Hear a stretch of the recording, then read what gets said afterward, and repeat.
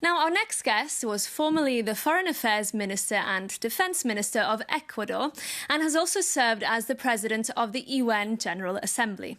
María Fernanda Espinosa is currently the President of the Cities Alliance, a UN initiative to reduce urban poverty and promote sustainable cities. And she joins me this morning in the studio. Really good to have you here with us in Brussels. Welcome. Thank you. Thank you for having me. Now, your name is often mentioned as a potential successor to the UN Secretary-General António Guterres, but it is an institution that's facing a real historic challenge. Funding cuts hitting hard, but also the US President establishing a parallel institutions that some believe is an attempt to supplant the UN. Can the institution survive this crisis? I would say that the world cannot live without the UN. So the UN will survive. The big question here is how the organization will survive. And I think that the shorthand for that is reform, transform, or die. No, and it's an organization that it's, as you mentioned very well, facing financial and liquidity crisis, but it's the symptom. The real problem is that the UN needs to reinvent itself because it was designed for a different reality, to face different challenges. And we live in a world that is extremely volatile, but has to face from climate shocks to massive displacement, international organized crime, more than 60 active armed conflicts around the world. So the budget cannot go down. It has to go up, but the organization needs to prioritize. There are many efforts ongoing, but I think that we really need to rethink the organization, to revitalize the organization, and to prioritize. Prioritized action has to come, of course, from member states. And there are ongoing processes like the UN 80 initiative, which is I would say it's a must initiative because it's a cost-cutting exercise. You mentioned this shifting geopolitical landscape, that it's a new world. Where do you see Europe's role in this new world? Some would say it's losing its diplomatic clout. Would you agree?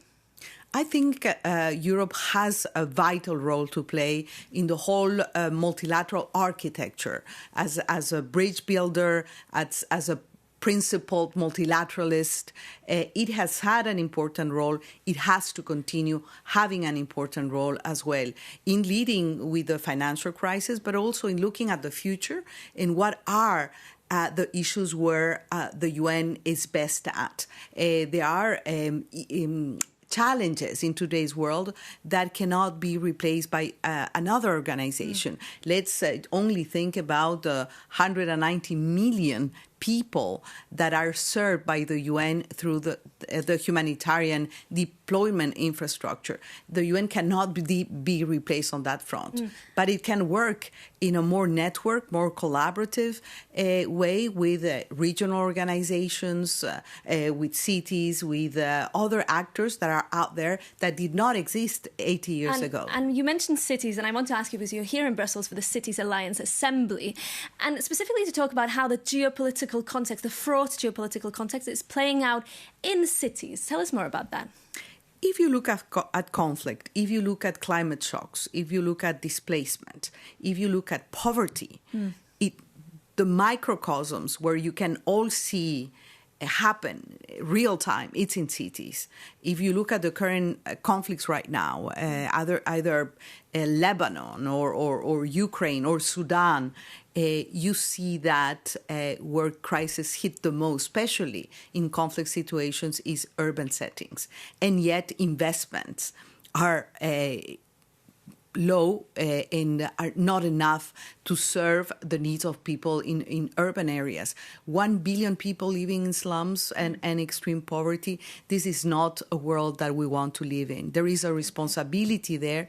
There is an investment responsibility. There is a policy responsibility. I think the UN is well placed, but local governments, organizations like the Cities Alliance that has an incredible track record in working on urban poverty. Okay.